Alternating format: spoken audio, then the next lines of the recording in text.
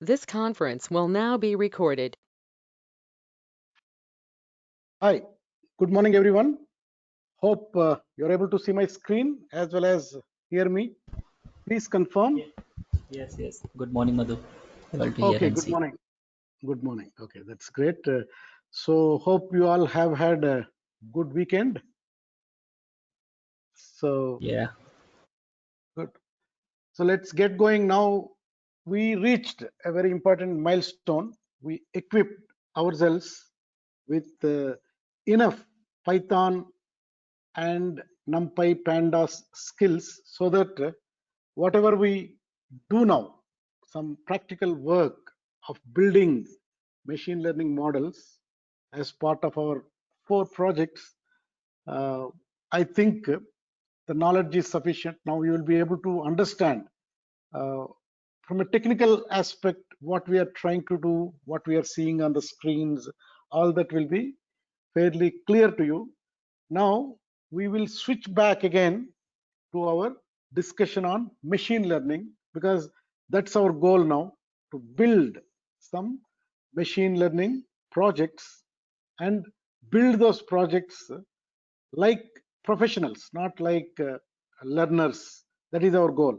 Though it is a foundational course, we set a goal for ourselves that understand how to build models in a professional way, in a typical industry context, in case some of our teams or our companies get some of these new emerging tech product projects, then how do we participate in a professional way? That is the goal. So we will do that in the next whatever 4 projects, which will may go up to another 30 this kind of sessions, 1 hour sessions. So I know we are going because alternate days slowly, but again keep reflecting on what we are talking. And again, another important thing, from now on you do everything hands-on along with me, and also organize your IPYNB files in a way that you can again anytime go back and see, maybe play around with it with a different way, all that you can do. So that's my advice to you. So we'll go a little slow in this first toy project today.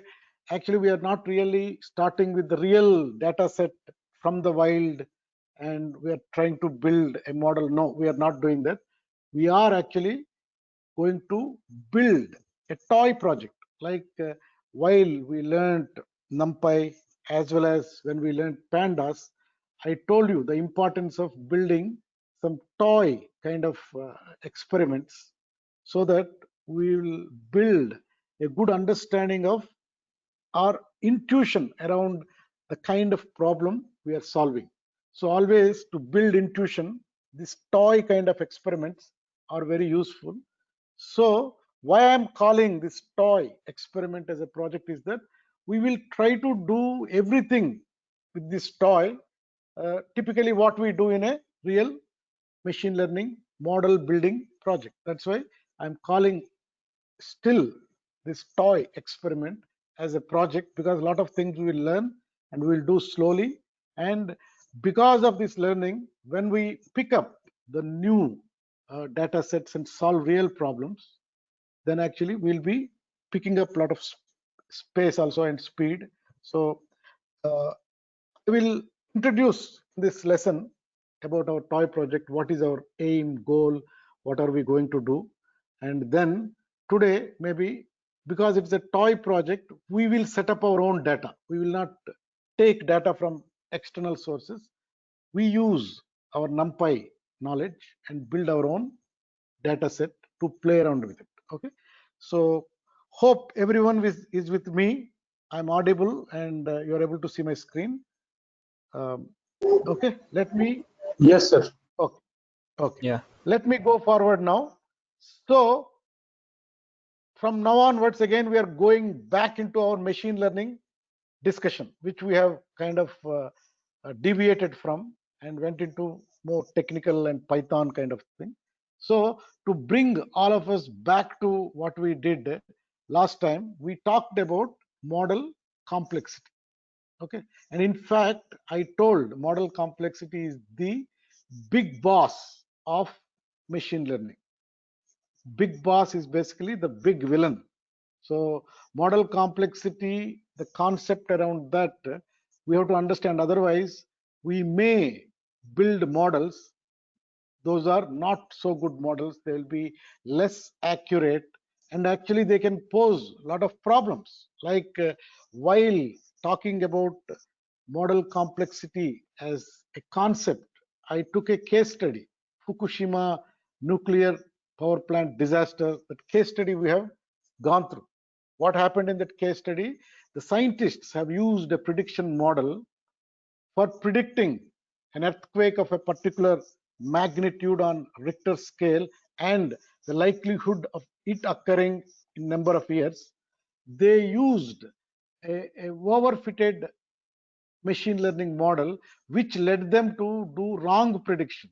It told them, the overfitted uh, model told the scientists that any earthquake of 9.5 on Richter scale happens once in 13,000 years. Okay, whereas a good uh, fitted model would have told them it happens every some 350 years. Then they would have considered the design choices for the plant in a more different way. So we went through that. So model complexity can cause major issues. In fact, as we are speaking today, I don't know whether you are observing or not, a lot of media, actually one section of scientists are also severely criticizing a model that has been created by Imperial College of London, which actually projected that by July and August uh, in the US, because of Corona, close to 2.2 million people will die. That is 22 lakh people will die because of Corona. And actually, again, similar very big number they projected for the UK also. And immediately the governments got very, very worried. And then the lockouts have started across the world. Now, again, there are debates now whether because of lockout the 2.2 million came down. Nobody knows. But a lot of criticism about that Imperial College London ML models for projecting the number of deaths uh, because they made a lot of assumptions. They did not get clarified. They did not get their model peer reviewed by anyone, and it was not even published in a proper way. But governments got influenced by it.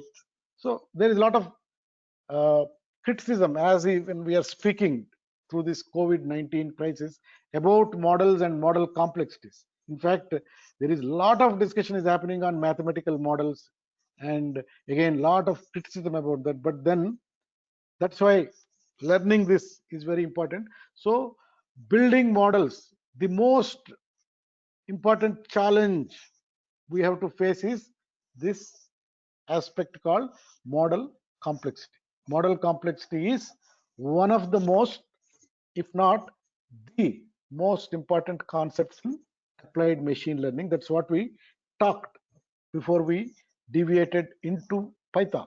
Okay, so let us recap quickly whatever we have learned so that we are all on the same page. So models versus machine learning. Okay, so a model is a representation and simplification of how the world works, again based on the patterns discovered in data. So to explain machine learning definition, we talked about a small kid's story, the kid who stuck her finger on a candle light and got hurt. A model has been created in her brain, and that model, simplistic representation of how real world works, she has used in another context of uh, red hot stove top and protected herself. And that is how we defined machine learning. So machine learning, basically, it looks at the data and it tries to understand the underlying pattern in the data, the relationship that exists between the input features and the target variable. And it makes a very simplistic representation of that simplistic representation is useful for us to predict the unseen situations. So again, very important keywords are simplified representations that are discovered based on patterns in the data.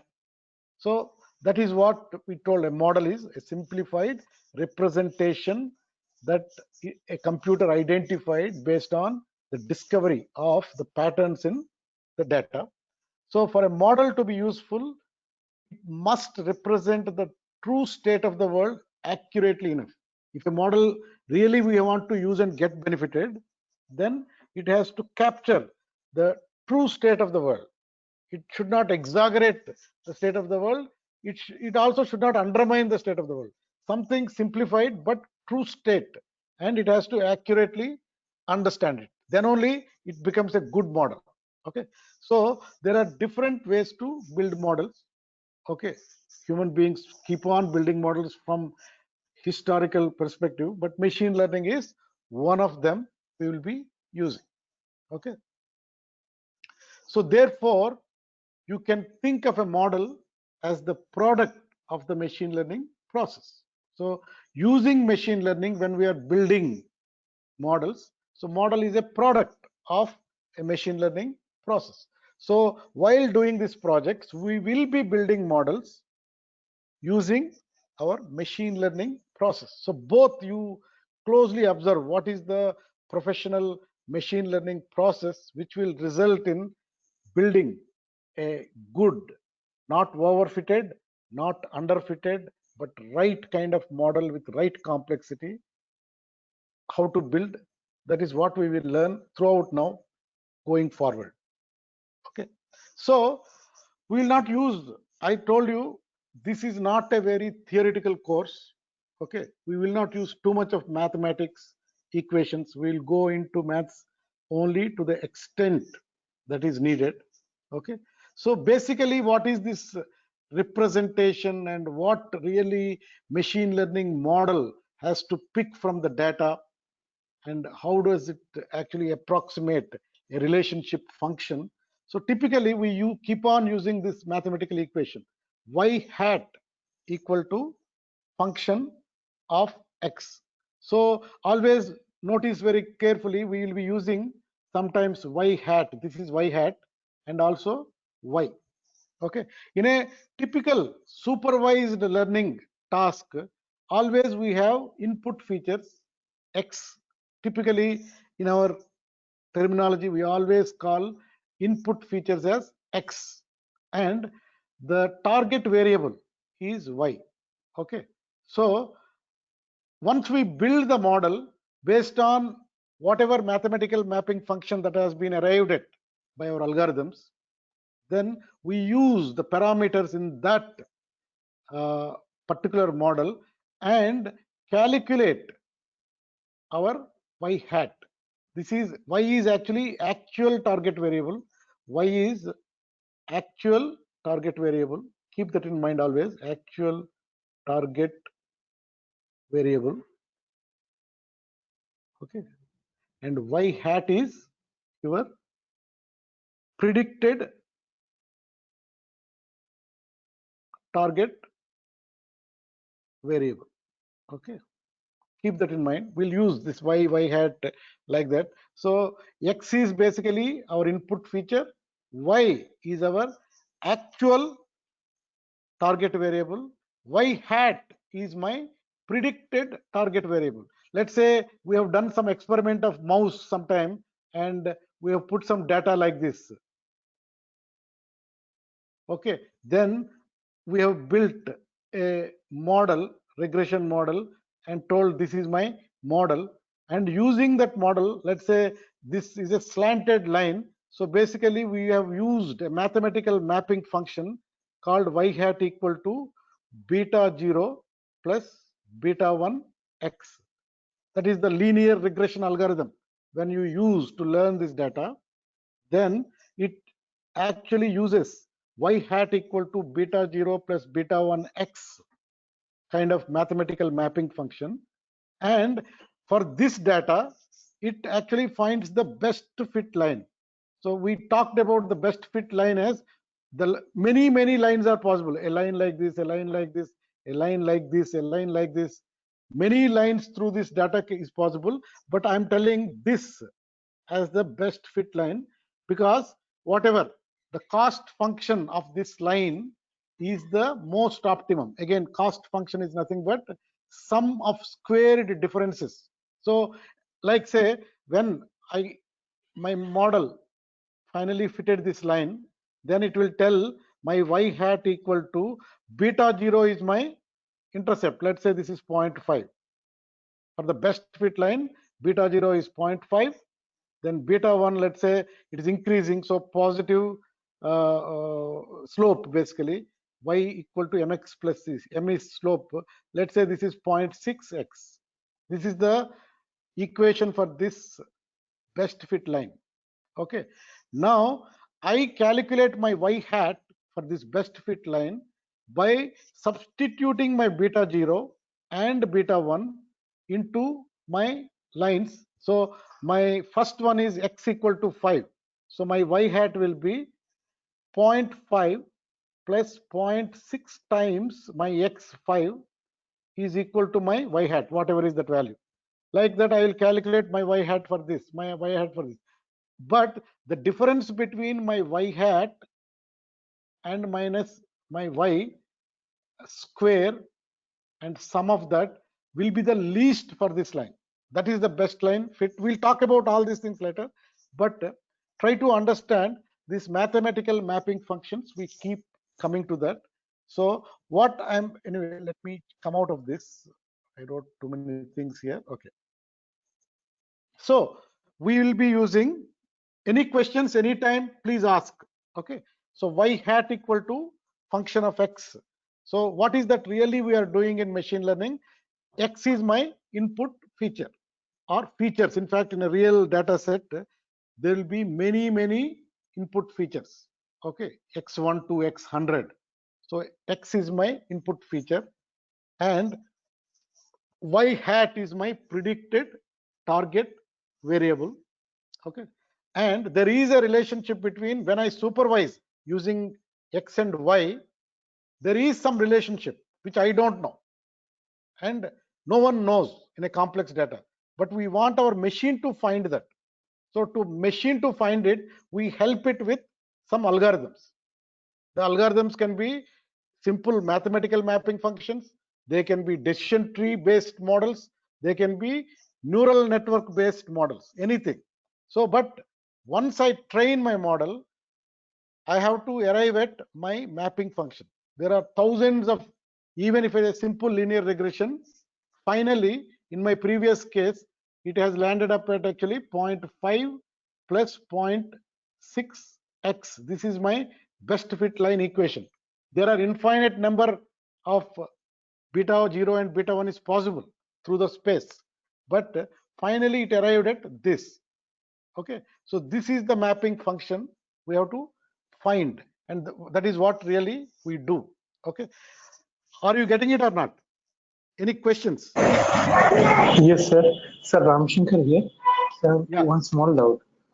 Yeah. Sir, in the example we have seen, there is some, in that example, there is some height 3 and there is y 5. Likewise, there is 4 and y is equal to 6. Some values is there. Yeah. So there is input variable, there is output variable y, actual output variable y. So, sir, if we know the actual output variable, then why do we need to predict it? Yeah. Okay. Good question. So you are telling there is a x, there is a y. Okay. So when we know why to predict. So yes, this is the data using which I know this value, I know this value of a particular rat height and weight. Okay. And using this known data. Okay. So this is actual target variable. This is my input feature.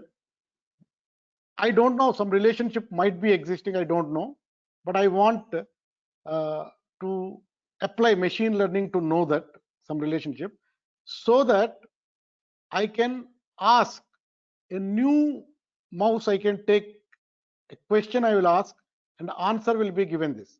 So this is my data using which I trained a model. Okay. And this is an unseen data, new data. I am asking a question and model is telling based on what it observed and identified a pattern using such an equation. Now what it will tell, let's say I have unseen data where 7, for 7 length of mouse, I'm asking, or weight of a mouse, I'm asking for length of the mouse. Okay, and that is guided by, after reading this data, after getting trained using this supervised data where x is input and y is actual y, then it arrived at y hat equal to 0.5 plus 0.6x is the best fit line for this data. You can use it for predicting unseen values. So I'm asking now, what would be the weight, or what would be the height of a mouse if it is weighing 7 grams? Then how will I do that? I will ask computer, then computer will calculate using this equation. It will tell 0.5 plus 0.6 times x, that is, let's say 8. So this is being predicted by computer, not by us. Okay, so again, y hat, I know your question basically, if I already have y to predict? Yes, you are using this to build a model, and you will use that model to predict for new ones. Got Yes, it? sir. Yes, sir. Okay. Keep that question. All these things will be clarified. Having this kind of questions is very important. So keep that question in your mind. Slowly, all these things will get clarified. Okay. Anybody has any question also, please stop me and ask those questions. Okay. Shall I move? Yes, sir. Okay. So basically in machine learning, we, in at least supervised machine learning, we have a set of input features and the actual target values. Using these two, we supervise and train a model, because we have actual wise, and that model, when it is built, it estimates the right mapping function which actually talks about the relationship, true relationship that exists between my x and y. And using that equation of that best fit line, I start predicting for future unseen data. Okay, so that is what I am telling. So what is the best fit line? While algorithm starts running through many iterations, how will it arrive? It will actually first x and y I gave, some data I gave. Okay, then it puts that in a particular plot. Then it will start with a line like this. Then it will calculate on this data only what is the difference, sum of squared difference, actually not difference but actually sum of squared difference, yi minus yi hat squared. So it will, this line, it will check, okay, some 20 is my sum of squared distance. Then based on, it will tilt a little bit like this. Then again it will calculate based on that line's equation. It will calculate, and for this x and y hat also, let's say it is 15. Then it adjusts the line little bit. Then it is 14. Then it adjusts the line like this. Suddenly it became 22. Okay. Then it will again tilt it back. Then finally somewhere between 14 and 15 it will tell this is the best fit line, where sum of squared distance is minimum here. So every algorithm, whether mathematical mapping functions or decision tree based algorithms or neural network algorithms, every algorithm will optimize its mapping function based on something called a cost function. Okay, cost function for linear regression is nothing but wherever sum of squared distances, means the actual y and predicted y for that line, wherever it is the minimum, that line is the best fit line. That is what the algorithm arrives at. hope that is clear so far. Even if it is not Yes, sir. clear, you will get it clear as we move forward. Keep that in mind. Let's move. Madhu sir, I have a question for you. Yeah, please. Yeah, so you have mentioned that y hat is beta 0 plus beta 1x, right? Yes, that is a sample. Yeah. I'm telling. Let's Yeah, say very sample simple size. linear regression. Yeah, yeah. Right. So beta 0 and beta 1 are constants, if I'm not wrong. Beta 0 and beta 1 are coefficients, but they are Yeah. actually calculated by our algorithm, where Okay. the sum of square distances is the minimum. Yes, they are coefficients determined by our algorithm for this data. Go on. So do we have any formula for calculating beta 0 and beta 1? No, it is not calculation. It is our algorithm, linear regression algorithm will, as I told you, will set a line like this. Okay. Then Okay. knows already x and this knows y. Then for this line, for this x actually, it calculates for this line what is the difference. Let me put another white page. Okay. Here I'll do that. Anyway, because a lot of questions are coming, we'll put like this x and y. Okay, using this we are training something. Okay, there is a predicted y by the model. Okay, so let's say I have this kind of data. Okay, this kind of data. Four data items are there x and y. This is a scatter plot of my x and y data. Okay, now because I have actual y known to me, it's a supervised learning thing.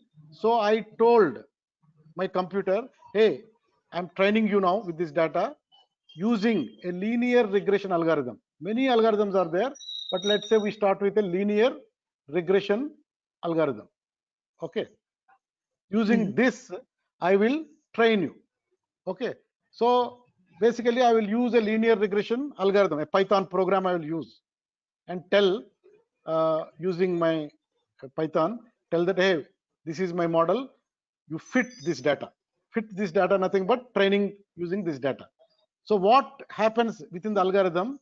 So algorithm will actually start, because you have given y equal to linear regression follows a equation called y equal to y hat equal to beta 0 plus beta 1 x.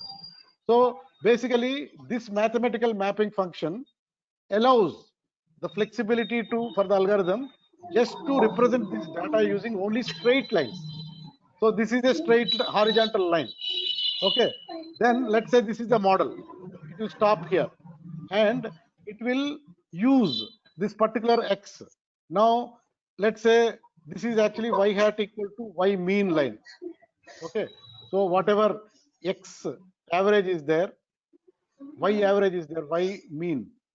Okay. So that is the line here. Okay. So though it is not, it's a straight line, but it is not a slanted straight line. Okay. Beta 0, beta 1, actually it is like this. There is no slope, so 0. Y hat equal to beta 0. Beta 0 is nothing but y mean. Okay. Now it will stop here, and for each x, it will calculate. Let's say for whatever this y bar equal to 2.5. Okay. Now it will go to this x. X actually 2.5 is the actual value. No matter what actual y, based on my prediction, like say for this value in x, this is my prediction. This is y hat. This is my y. So there is a difference between my y hat and my y here. Okay, this is the difference. Okay, for this value, this is the difference. This is my y hat. This is my y. And for this is the difference. For this is the difference. So it will calculate the sum of square difference. It will be some value. Okay, but it will not stop because we allowed it to look at a slanted line.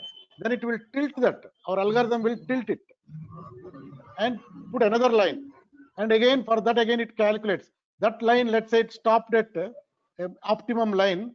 it will be stopping at 0.5 plus 0.6x. Okay, then it will calculate y hat based on that by substituting these two for the best fit line and calculates those values. Okay, and Okay. wherever it stops, if it is the best line, how do we know the best line? The sum of squared distance, like this distance between actual y and y hat are minimum.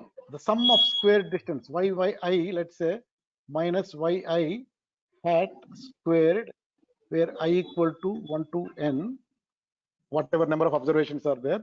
This is actually minimum. That is what it will stop. Till that time, it will keep on searching through the space. Okay. Only it will stop when it found that optimum line.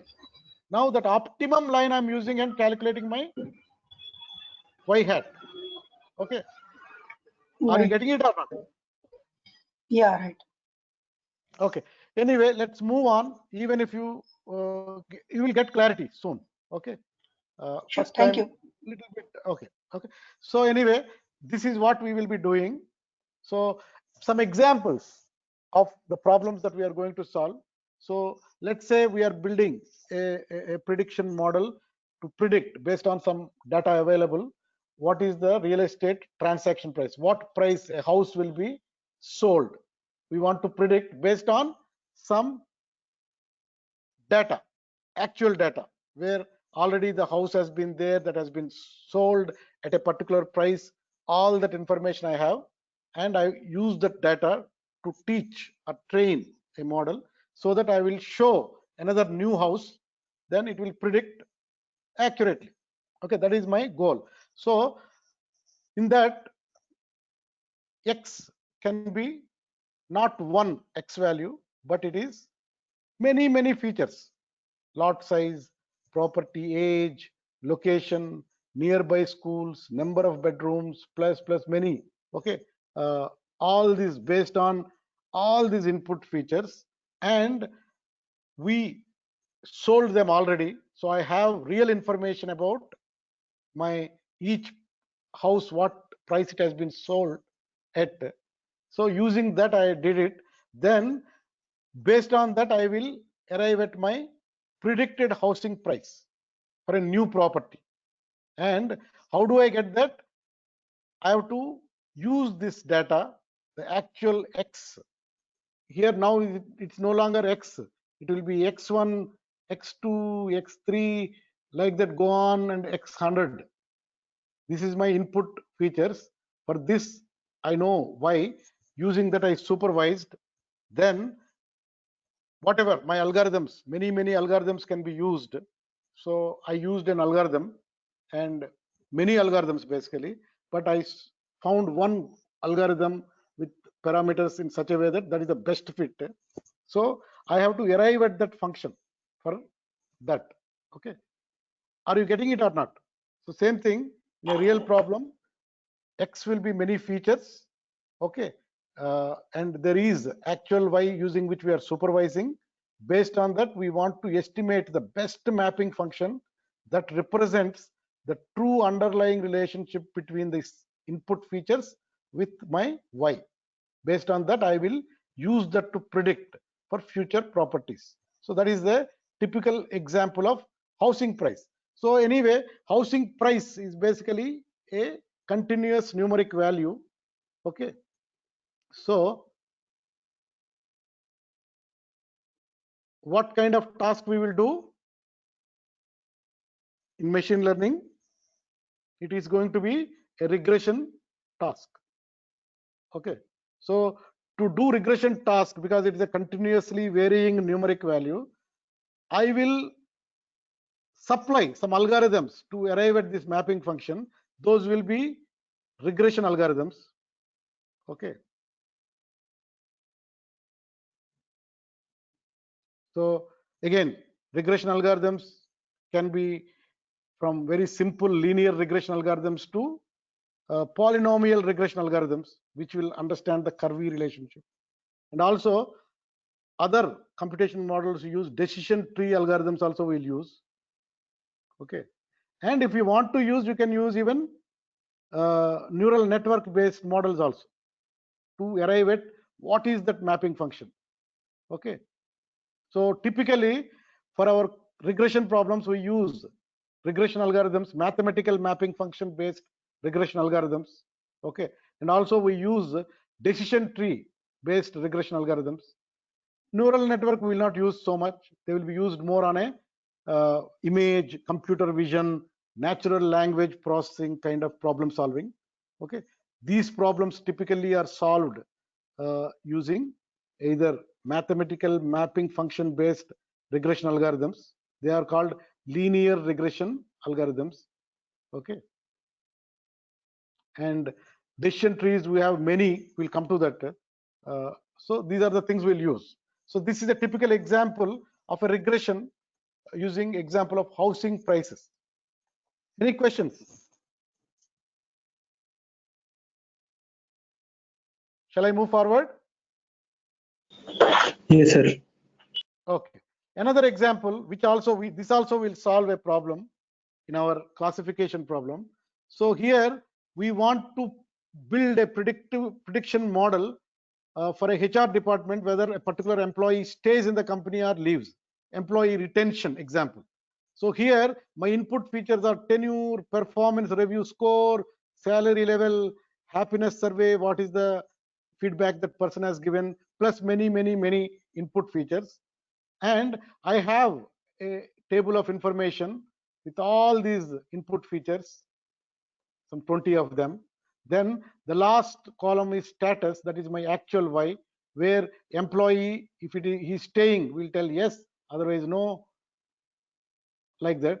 So I give this data, supervise a model, and ask it to arrive at a proper mapping function so that I can give a new employee's information and my model will tell whether that fellow will stay or will leave. That is the model I want to build. So here basically another example of your mapping function. So here again it is basically stay or leave. It is not a continuous numeric value, it is a categorical value. So we will have to build a classification model here. Okay, so for classification we give classification algorithms and approximate this function. So that is where actually again mathematical mapping function, but the linear regression will not work here. We use a logistic mathematical function. So we use call it as logistic regression. Okay, it uses e to the power of minus x with a probability kind of thing. That kind of mathematical mapping functions we'll use in our algorithms, and it finds the best fit curve for this particular thing. Also you can use decision tree based classifiers. Okay, earlier we used decision tree regressors, we can use decision tree classifiers. Okay, and also you can use neural networks, okay, to identify this. So in a typical exercise what we will do, we will use all of these things. We may not use neural network, but we'll use all of these things with a lot of parameters because we don't know which is the best model. So that is the, because some models may be underfit, some models may be overfit, but we have to fight against that villain. So we have to arrive at the best one. So we have to do everything and calculate a lot of numbers and arrive at the best one. So that is what is the real game of building machine learning projects. So another third example I am giving here. Here the X, we are building a computer vision, automatic autonomous car driving kind of software. Okay, so the input is a video feed from self-driving car's camera. Okay, and based on that video, whatever it sees and analyzes that video, the car takes its own correct set of actions. That is my actual Y. Maybe I have a lot of correct actions for various images. I used it to train my car's computer, and it has arrived at the right mapping function to understand what is the video, how it is understood, and what is the correct set of action. So what I have to do here, I have to use this input features, and based on my supervision of correct set of actions, I have to arrive at the right mathematical mapping function which can be used in future. Okay, but then these kind of problems to solve, we use or arrive at this mapping function using our neural networks, deep neural networks. Okay, these are called actually deep learning problems. Okay, so 3 examples we have taken. What is this mapping function x and y? Okay, keep that in mind. So again, we talked earlier that a good mapping function or a good model or a good optimized mapping function that was determined by our computer, it actually filters out the noise and only reads the signal. And a good model actually reads the signal and avoids the noise. So noise is nothing but a randomness in your data that you cannot control or capture as a feature. Every real data will have some noise, and that is the problem. How to avoid that noise intelligently and only capture signal and arrive at that particular function that actually really relates the x and y the best way. That is the real game of machine learning, because in every data there is this noise. Noise is nothing but randomness. Let us take some examples of the 3. What is signal versus noise? Let's say in the real estate transaction price problem we talked, typically the good signal is that larger houses are more expensive than smaller ones. That is what we really look at it. Okay, in any, let's say I collected data from 1999 to 2019. Okay, and in my data I have some 20,000 records of Hyderabad, where in the last whatever 20 years all the houses that have been sold with a lot of details like the locality, number of bedrooms, number of bathrooms, schools nearby, lot size, square feet, many details of the house, and finally actual price at which it has been sold. Okay, so in that data there will be a lot of signal, but some noise also will be there. What is the example of that noise? Some larger houses are priced cheaper than the smaller counterparts. Okay, so general trend is that bigger houses will be more expensive, more square feet, more price. But there will be some observations out of this 20,000 where square feet is high, but some reason those are prices are low. So those things can be considered as noise. That is the randomness. General trend is this, but some things have been like this. Okay, that is an example of noise. There can be many reasons for that. Let's say same house sold at 2007 with 2,500 square feet in Gachibowli. Let's say it went on 1 crore. Now 2008, mid of 2008, same house is sold at let's say 50 lakhs. Okay, same, everything same locality, even same apartment complex. The next apartment was sold at 50 lakhs. There will be some reason, but that may be not the general trend. So that can be potential noise. Okay, so let us go to the second example. So typical signal, from common sense we know that generally underpaid employees, they tend to leave organizations. So if there is an employee observation, salary level is low, working some 35 hours a day with performance appraisal score of some good performance appraisal score, all that good, but salary level is low. If you look at those kind of employee records, the status will be left.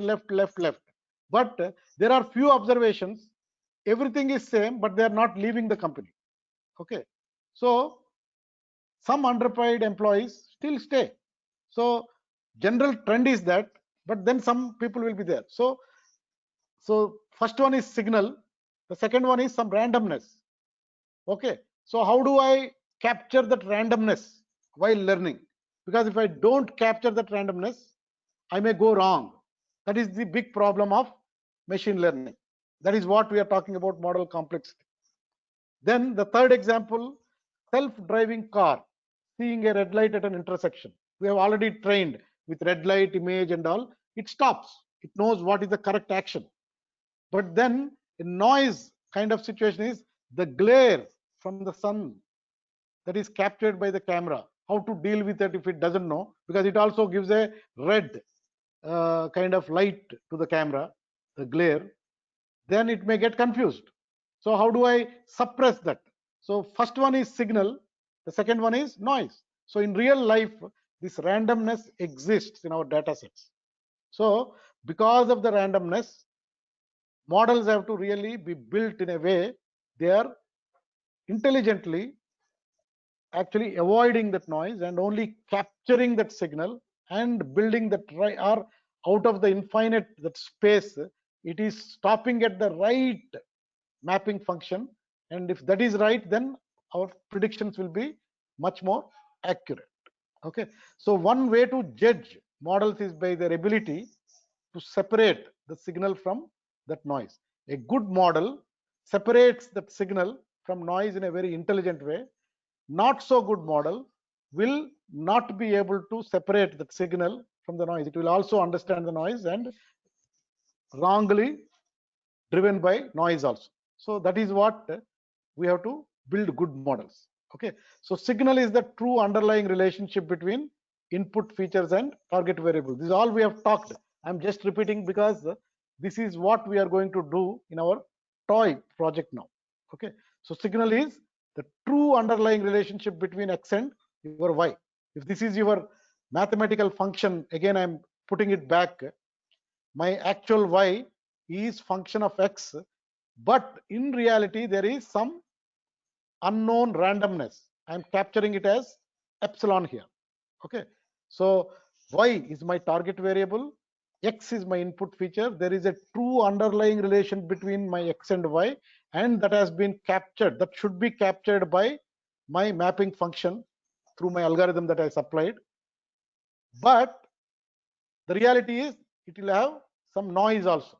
So what a good model really does from a equation point of view, a good model estimates this function, mapping function, based on the input features and the target variable and the true relationship between this x and y, and avoiding or while ignoring this noise. That is what a good model does, and that should be our approach every time when we build models as experiments or as real projects. That should be our goal. Okay, so that is what we will learn by doing this project. Okay, so supervised machine learning is the process of estimating that mapping function effects, okay, based on observation, that is data for y and x. That is what we talked. Okay, so different ML algorithms and models are simply different ways to estimate that signal. As I told you, I talked about linear regression algorithms. Okay, then I talked about logistic regression algorithms. Okay, then I talked also about decision tree algorithms, decision tree based.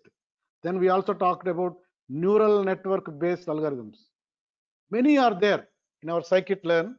Okay, all those algorithms are simply different ways to estimate that signal. Okay, so in any typical project we will not choose one algorithm. Actually we will choose all algorithms that are applicable for solving that problem. Not only all algorithms, we actually set something called hyperparameters.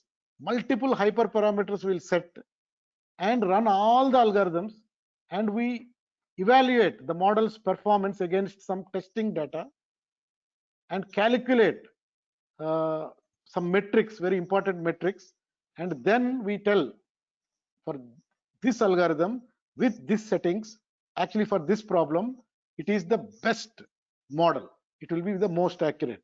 Like that we'll do. So we will do multiple things to arrive at one good thing. Keep that in mind. So that is one way to solve. So in no way in real projects you will choose, okay, I will use decision tree algorithm and solve my problem. No, you will not do that. Whatever applicable algorithms, a combination of them you will apply. You build models with all of them, you test with new data, you calculate some performance metrics for each model, and then only you will select which is the best one.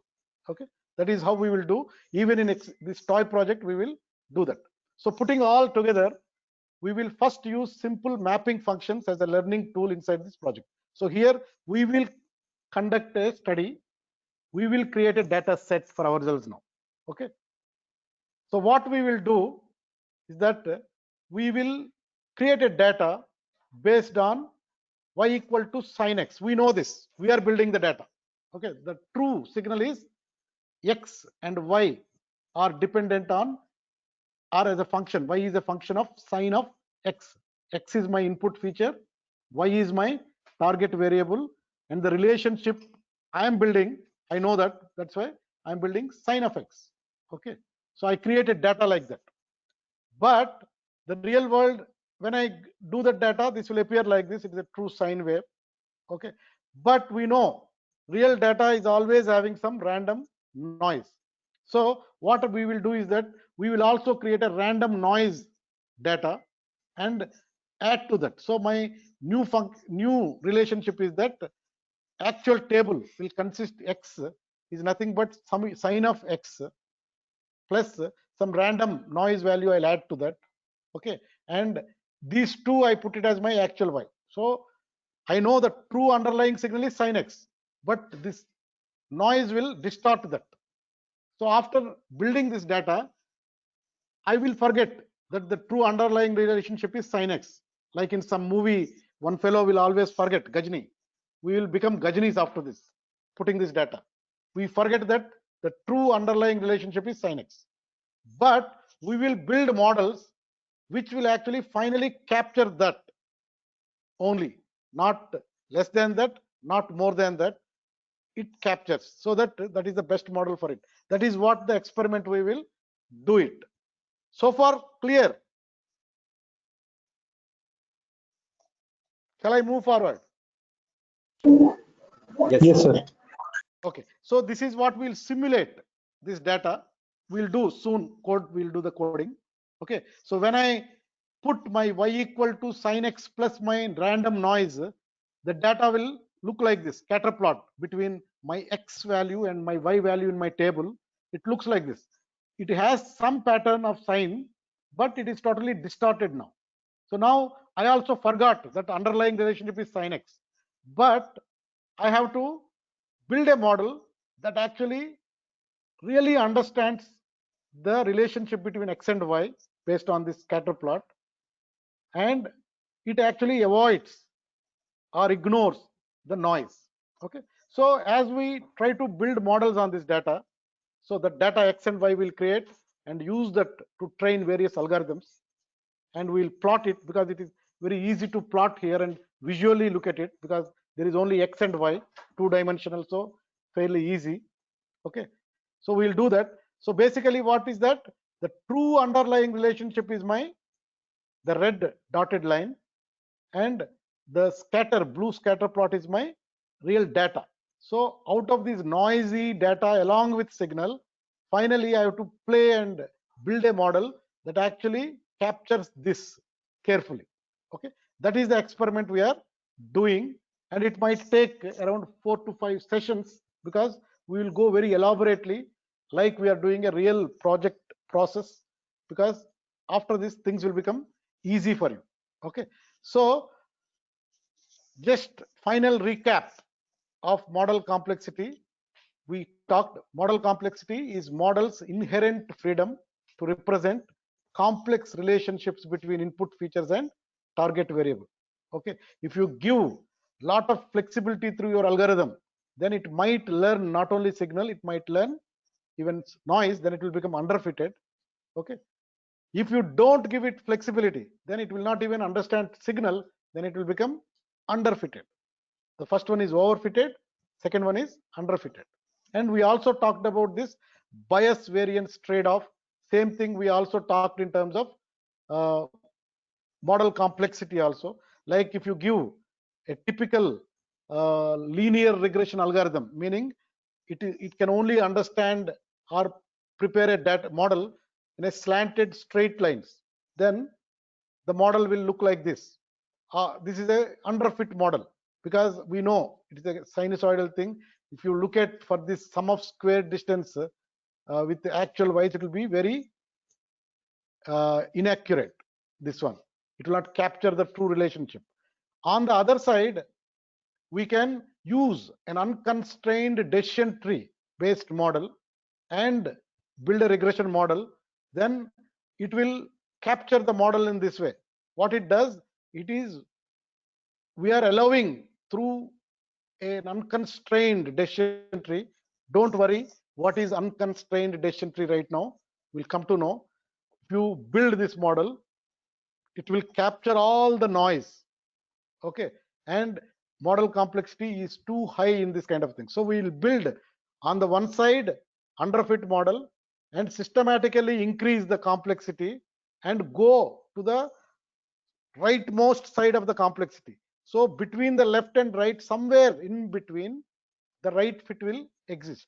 So we will do from leftmost to rightmost and build all models and check which one works well. The model complexity that is just right, actually somewhere in between it will fall. So this is what we have to really figure out. Okay, so we talked about overfitting and underfitting. So overfitting occurs when the model learns noise instead of the signal. This tends to happen when the model is too complex. Underfitting occurs when the model is not flexible enough to learn the signal. So this tends to happen when the model is too simple. So we start simple and increase the complexity step by step and figure out. That is what the experiment we will do, and how, again, the same mentality mindset we use to build even real projects. That's why this toy project is important for us. So we will start now. At least today what we will do is that we'll build our data first, and tomorrow onwards we'll start building our models. Okay, so throughout this course you will learn practical techniques for finding the ideal complexity balance for your models, because that is the villain of model building. If you really perfect your understanding on model complexity topic, you are there as a machine learning professional. Okay, so it will take time, but that is how we have to understand the things when it comes to machine learning or solving deep learning kind of problems. Okay, so what we will do is that we will create a simulated data set.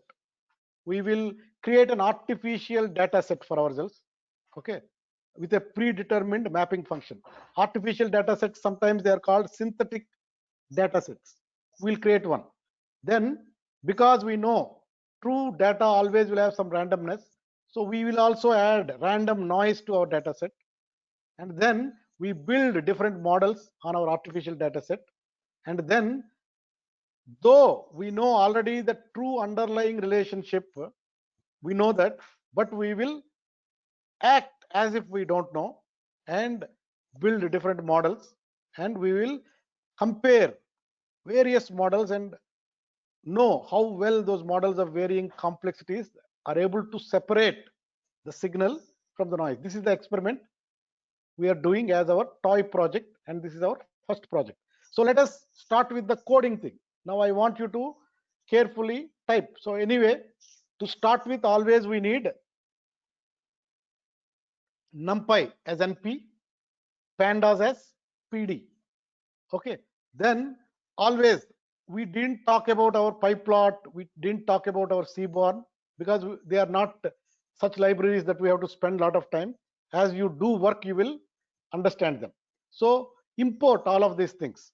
Okay, import NumPy as NP, import pandas as PD.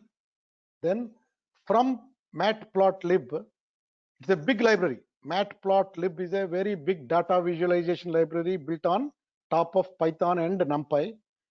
Because it is very big and we'll use only a submodule of that matplotlib called pyplot. So that is why we are writing like this. From matplotlib, import pyplot and give an alias to that as PLT. So henceforth in the program, wherever we want to do scatter plots or XY graphs and all, we will use PLT as the alias, PLT, and then we draw a function and give arguments. So then this percentage matplotlib inline actually tells our Jupyter notebook to print those visualizations, graphs within the notebook itself. That is what it tells. So always keep this code on your header side. Then Seaborn is another library on top of this pyplot, which gives much more fancier graphs. You will see how fancier graphs can be, or pictures can be, visualizations can be drawn using Seaborn. You will see all that. So did you do this in your notebook? Yeah. Okay. So if One it has, minute. okay, please do that. Because I want whoever can do it, I want to go slow and do it and save these IPYNB files in a systematic order.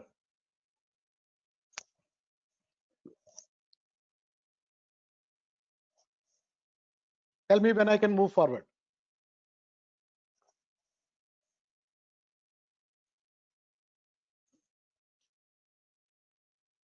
Yeah.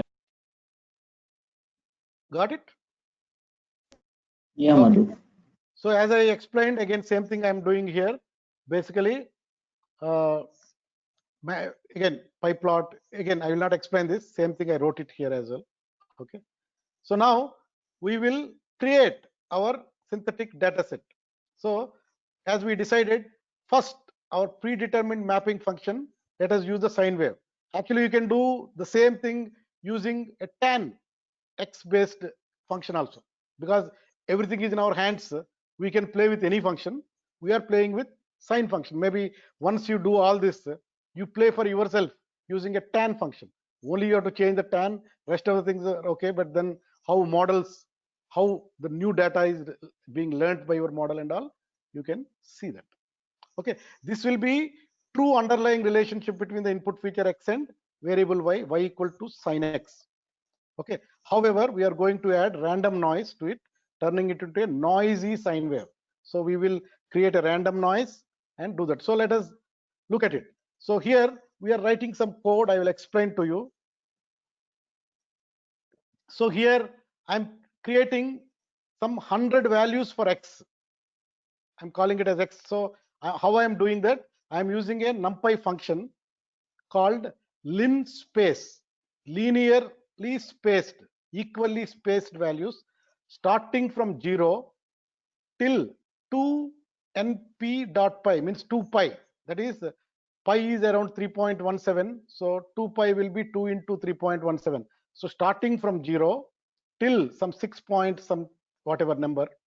Okay, equally spaced 100 values I am creating as an array. Okay, NumPy array. Okay, and then what I'm doing, I'm using a random seed. If all of us use 321, all of us will be on the same page. If I don't do that, the next function will become random. So here what I'm doing, I'm creating a variable called noise. Okay, and I am using again np.random functionality. So I am drawing a distribution, normally distributed data. It's a basically it's a kind of statistical data where all the data is very cohesive in nature. That is the kind of normal distribution, bell curve based data. Okay, we typically call in our statistics. Many types of distributions are there, statistical distributions, binomial distribution, polynomial distribution, and many actually. Deep statistics we are anyway not going. Actually, I also don't know reality. But normal distribution is I'm picking up some 100 values, and these 100 values are actually very close, meaning 0 is my mean. Okay, here np dot random dot normal, the first argument 0 is create 100 values of data and put an array called noise. In that, when I calculate mean of all the 100 values, it should be 0. And if I calculate standard deviation of all of that, it should be 0.5. Means one standard deviation. Minus 0.5 to plus 0.5 should be my standard deviation. Means 99.5 of my observations I want to fall between mean minus 0.5, mean plus 0.5 kind of numbers. That's what I'm creating. And then using this X array, NumPy array, and this noise array, I'm calculating Y, my actual Y. How I'm calculating this X, I'm running np.sinx function plus noise. And then my X and Y data set I have created, which is X is nothing but 100 numbers, okay, linearly spaced between 0 and 2 pi value, 100 values. That is my X. Then there is a value called noise, which I drawn from a normally distributed data, which is mean of 0 and having 0.5 standard deviation 100 values. So those 100 values are added to my X. So two NumPy arrays have been added, and that has become my no, that is not that. I ran sinx on my X and then added noise. So that is my Y. Clear so far? Did you do this? Yes. Yeah. So you can play with it a little bit. You can see what is X, all those things. Let me.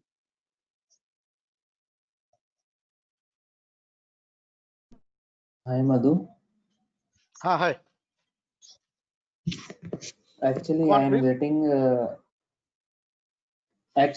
I'm getting this attribute error. Model NumPy has no attribute random. Okay. So check. Maybe what you have given. Let us check whatever code where you are getting problem. So here anyway, I am running my code.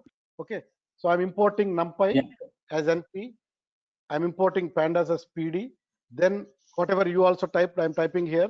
Matplotlib, I'm bringing pyplot and alias plot, PLT, and inline function I have given, and Seaborn as SNS. So all my libraries without any problem have been imported into my notebook now.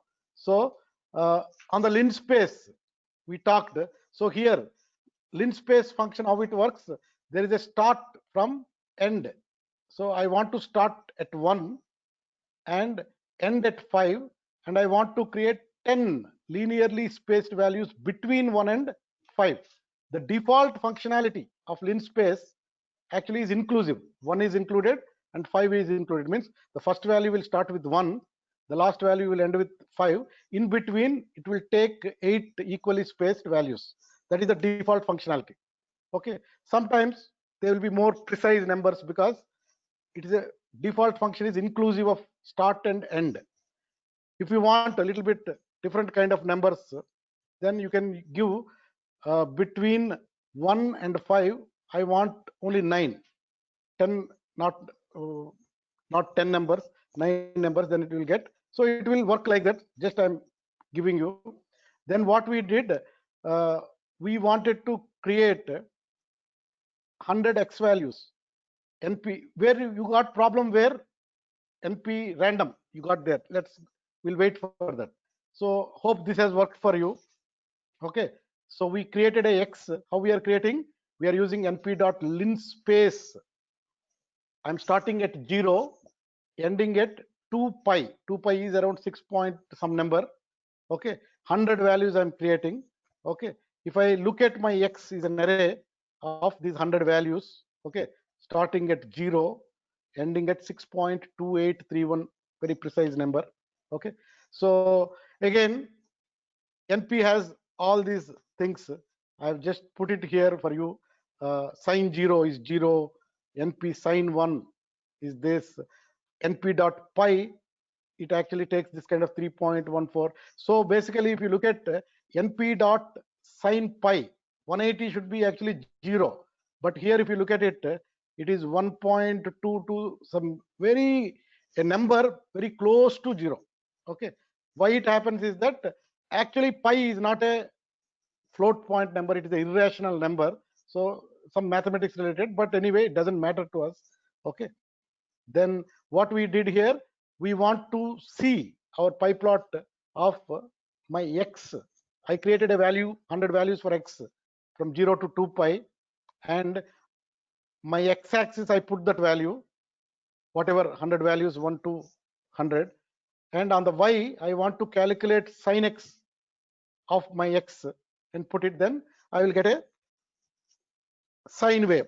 Okay, then sometimes whenever we want to see these graphs with a grid, it will be easy. So usually we use this SNS dot set underscore style with a dark grid. Many themes are there. This will actually enable you to do a behind that. You will, where is this? I want to run this. Whatever.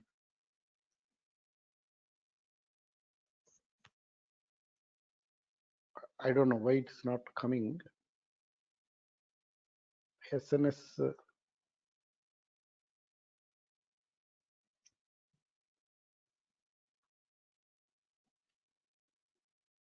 Just a minute. Okay, it should give me dark grid. SNS has been already done. Okay, let us see here. SNS anyway, dark grid. Now I have not plotted. So here when I am plotting now, I am seeing my dark whatever grid behind it. Okay, same thing I did. Then we are using np dot random dot normal function. Okay, basically it is nothing but I want to pick up a normal distribution data. So here I am giving only 2 arguments. My mean should be 0, standard deviation should be 0.5. You just get me a number, that's what I'm telling, and it is telling some number, but we want 100 numbers basically. Okay, so again, because it is a random function, you run it again, it will change, keep on changing. Okay, so that is why we need a random dot seed.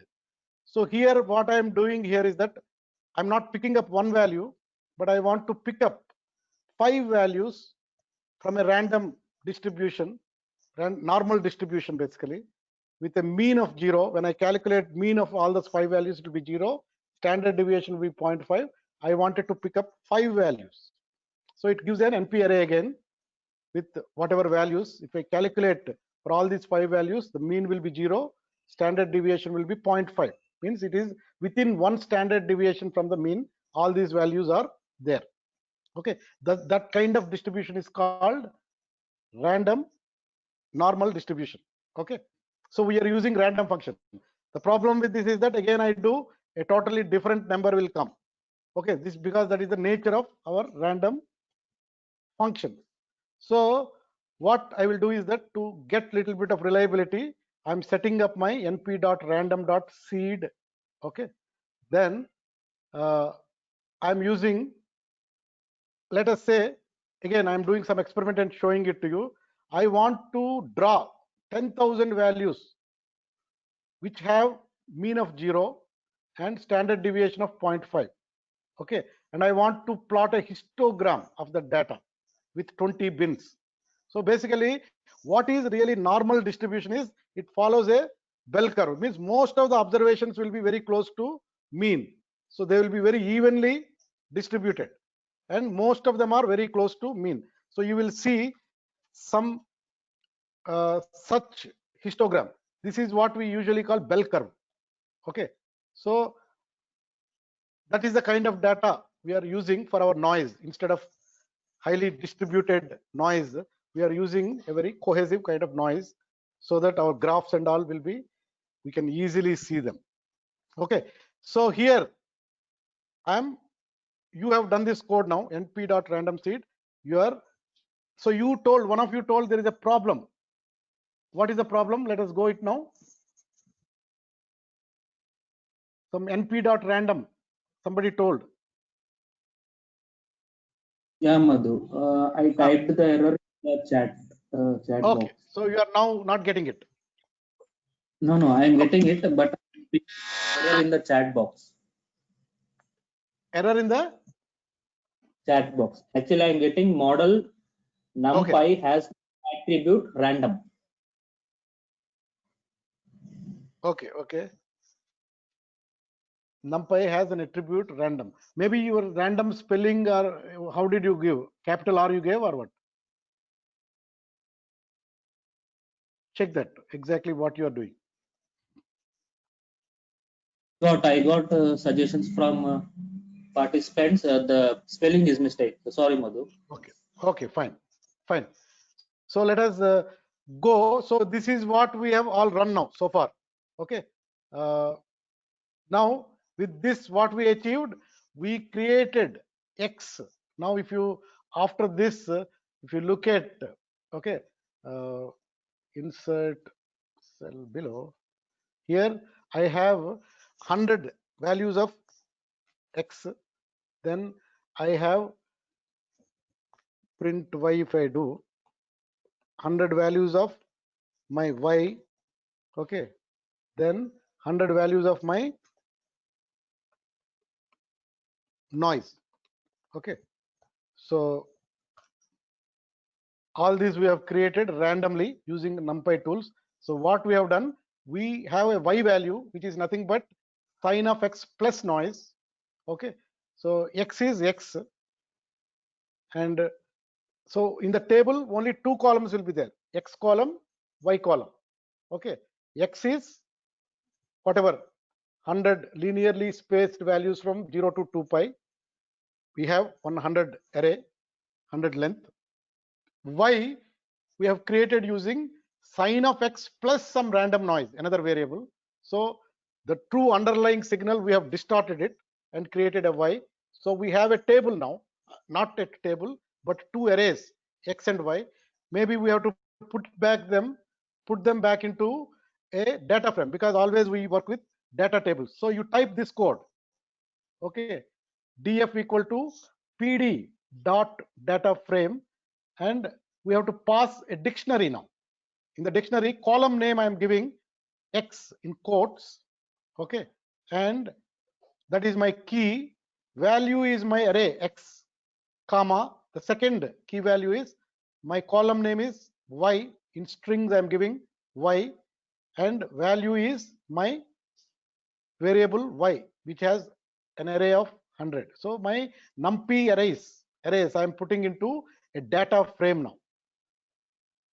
Once you do it, look at your data frame, first 5 observations, it will look like this. Okay, so tell me when you have done this. Df equal to pd dot, again this pd functions sometimes they are using caps.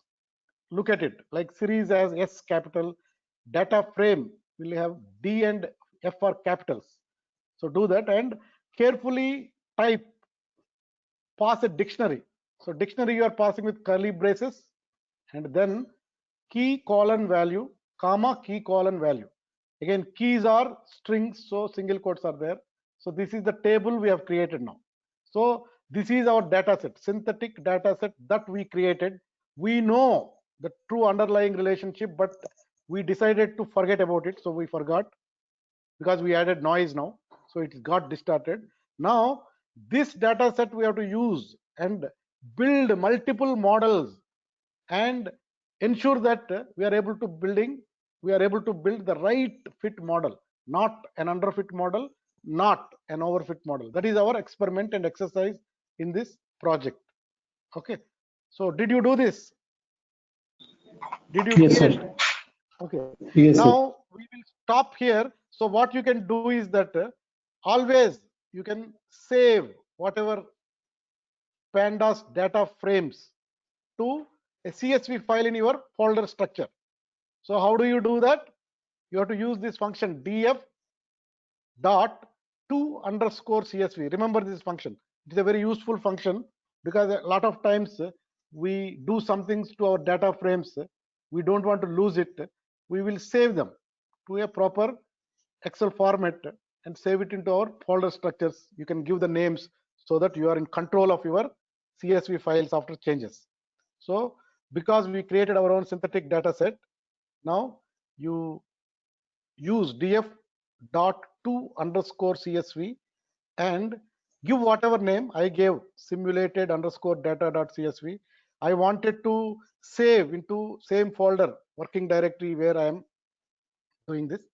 So here the argument I have put is index equal to false. So index column will not be there. There will be only X and Y will be stored. The index will not be stored in your CSV. Okay. So do that so that you have tomorrow we can read from this CSV file and continue our exercise. And before that, just plot what is there. So here I am plotting a scatter plot. PLT is my whatever matplotlib. I took pyplot thing and called it as PLT. So there is a function called scatter. It will put a scatter plot. So what you have to pass? You have to pass the X axis values. You have to pass Y axis values. Then only it will plot. Otherwise, it cannot plot. Any two-dimensional graph will have to have X axis, Y axis. So I'm giving my df.x X column, df.y Y column on the Y axis. I'm plotting. Then here, the second one, what I am plotting is that I'm again using plt.plot function. Again, I'm giving this is a scatter plot. When I do plt.plot, it's the line plots. Okay, it will plot lines. Okay, so on the x-axis, I'm taking the x values.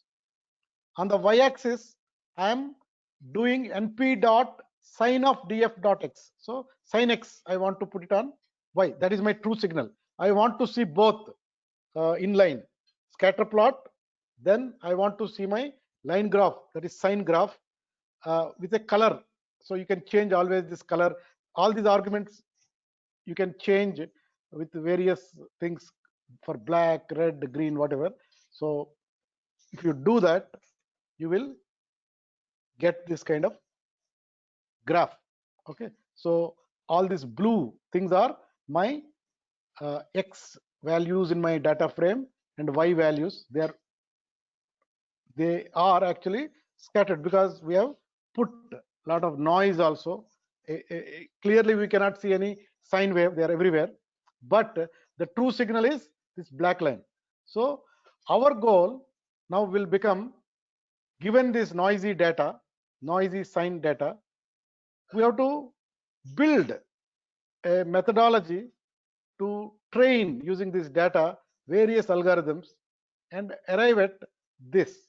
Okay, not less than this, not more than this, meaning not an underfit, not an overfit. That is our goal. That is what we will do in this whole exercise. So far clear? Yeah. Yes, sir. Okay. So everyone landed there. No? So again, this is what we covered. Okay. So we saved the file now, and let us stop here. Day after tomorrow, we will start with building models on this data now. Right now we have data set and we know what is the logic of this data set. Now we will build models and build the right model. That is the most important thing. That is what we learn in this project. Any questions?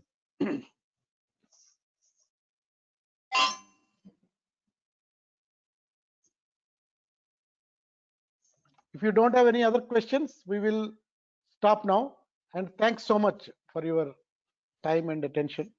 Bye bye, everyone. Bye, Madhu. Thank you, sir.